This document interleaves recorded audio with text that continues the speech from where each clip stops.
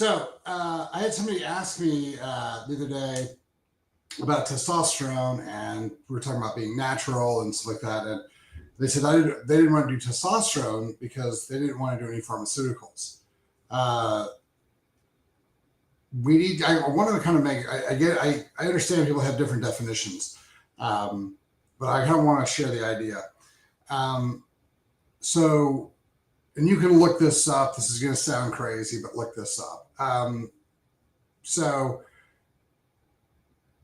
pharmaceuticals are man-made. They are synthetic. They were designed by man. They were produced by man, that whole deal. Natural things were designed by God. I would recommend that when you put your definitions together of what you consider pharmaceuticals, you do not ever include the things that God made as far as pharmaceuticals. Even if man has taken them and produced them, I would warn you against considering naturally occurring things as pharmaceuticals. Testosterone is extremely critical to the body. It's extremely critical to function. And it is something that God made and God designed that your body produces naturally, just like D3, which is not a vitamin, it's a hormone as well. Just like B vitamins, just like all the other supplementation that you take that is natural, that your body naturally makes or converts. This is a completely natural thing. So what I was going to tell you, look up, and you can look all that up. That's please do. The major other thing about pharmaceuticals and pharmacy is that the industry gets its name from the demon Pharmakeia.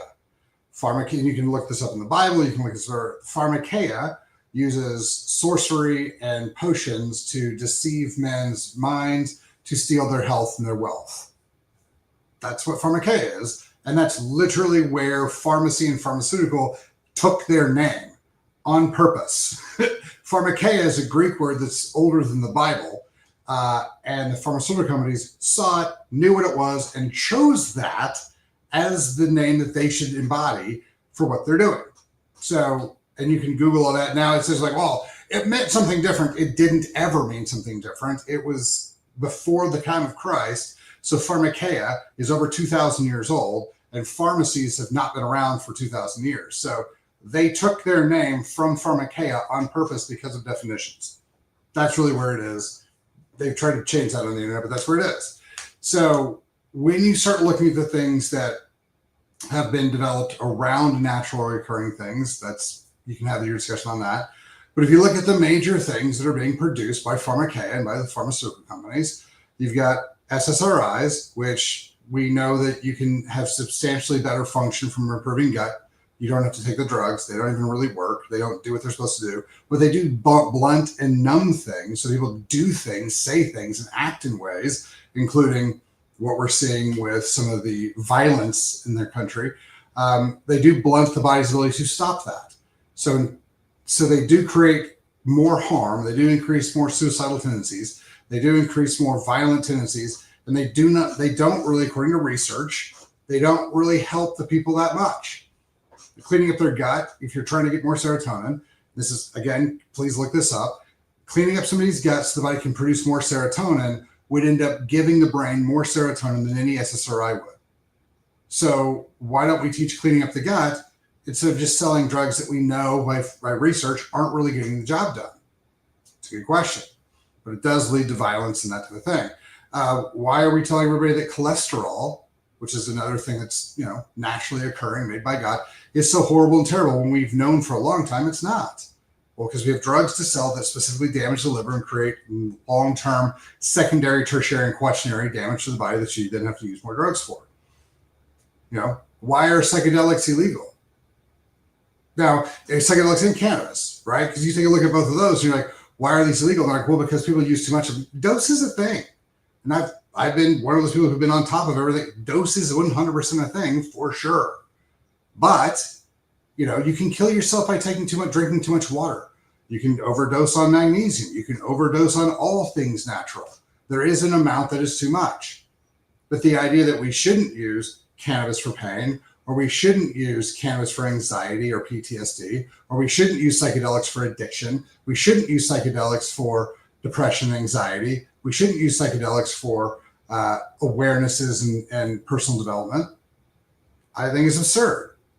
I mean, yes, you should, and this is the crazy part. You have to tell people, yes, I think you should know what you're doing with the tools you're using to make change. Yes, I think you should work with somebody who knows what they're doing with those tools, but I don't think that they should be illegal. Now, if you've made something illegal, you've radically restricted people's access to it. If you knew how great it was in the 50s and 60s, which is where all the research on psychedelics were done, you knew it could stop addiction, you knew it could stop PTSD, and you chose to make them illegal instead of choosing to use them for function, I don't know what's going on. So that type of an idea. But I do want you guys to kind of understand when we're looking at developing the body, when we're looking at getting people healthy, don't let, and again, there was a 30 or 40 year smear campaign against steroids or testosterone, cannabis, psychedelics. That was what the DARE campaign that George W. Bush put together was about. And guess who made testosterone illegal? George W. Bush. Now, it wasn't a group of doctors or anything else. George W. Bush made it illegal.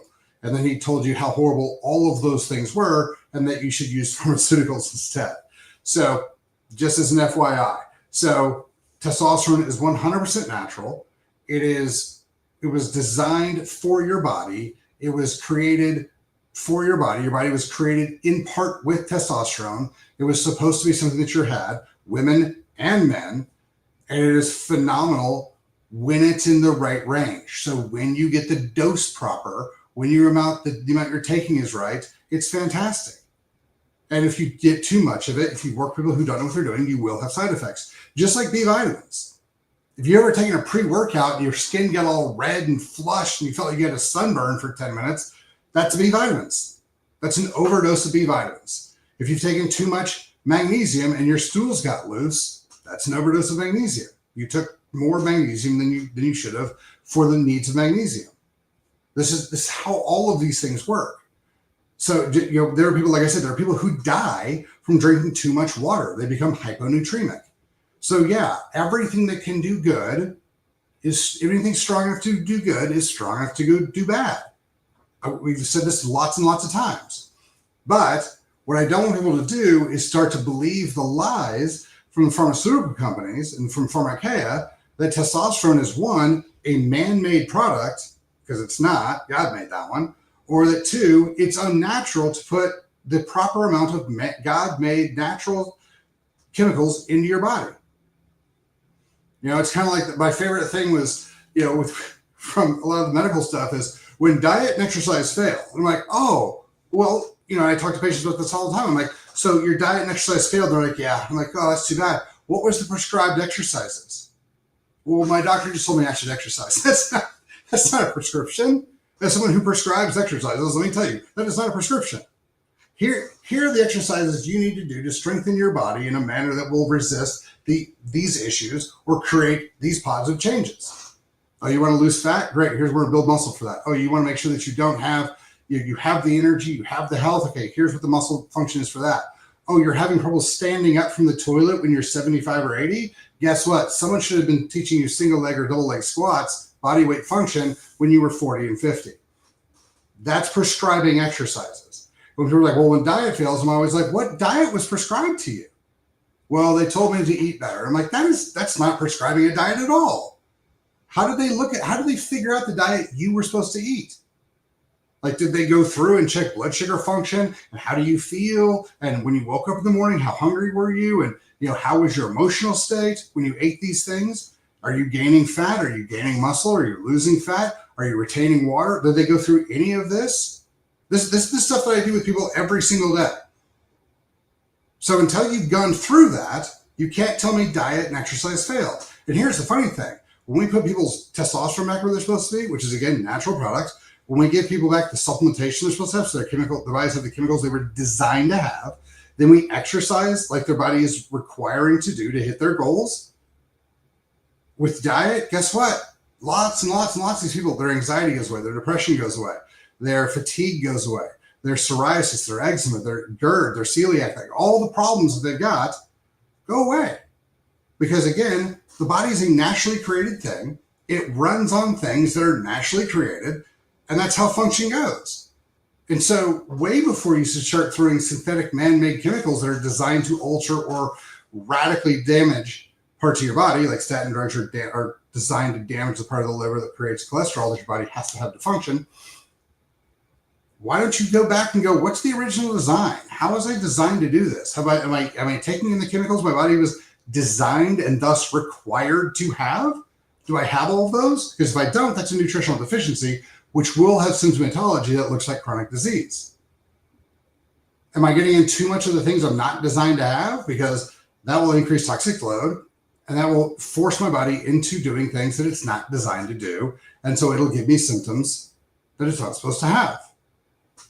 So once you get the diet, the exercise down really, really well, great, which you can usually do in about 5 to 7 weeks. That's usually the average. I get people on their own custom diet for them, and they know how to do it, and they know where the parameters are. It's not that hard. Exercise thing usually takes us 3 to 5 weeks. Testosterone building up to where it needs to be for body level is anywhere from 4 to 5, 6 weeks. So you can make all these changes in 8 weeks. Now, the mental piece is a little bit more difficult, and that's down the road. That's not what we're talking about.